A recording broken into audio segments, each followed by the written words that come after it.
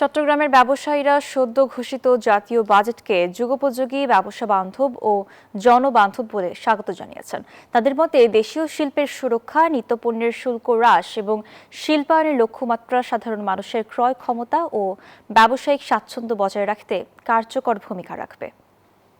সময়ের সামষ্টিক অর্থনীতির সূচকসমূহের তুলনামূলক চিত্র তুলে ধরছে।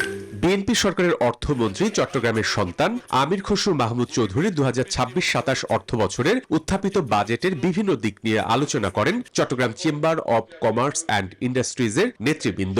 বাজেটের ইতিবাচক ও চ্যালেঞ্জিং দিকগুলো তুলে ধরেন তারা। এই বাজেটে গরিব, নিম্নবিত্ত, মধ্যবিত্ত এই শ্রেণীকে যে সুযোগ সুবিধা দেওয়ার কথা বলা হয়েছে, এটা আমি মনে করি সারা দেশের জনগণের জন্য এটা একটা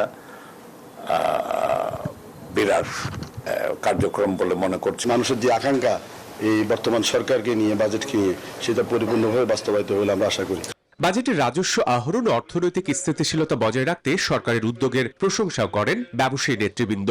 যদি বাজেটের যেই উল্লেখযোগ্য এবং বাজেট যেভাবে প্রণয়ন হয়েছে এটা যদি বাস্তবায়িত হয়, তাহলে দেশের অনেক পরিবর্তন আপনারা এক বছরের মধ্যে দেখতে পারবেন।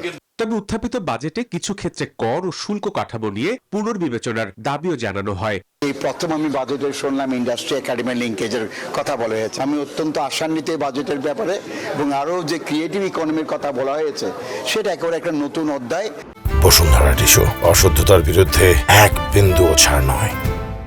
প্রস্তাবিত বাজেট নিয়ে ব্যবসায়ী সমাজের মতামত ও সুপারিশ সরকার বিবেচনায় নিলে দেশের অর্থনীতি আরো গতিশীল হবে বলে আশা প্রকাশ করেন বন্দরনগরীর ব্যবসায়ীরা। Desk report, news 24।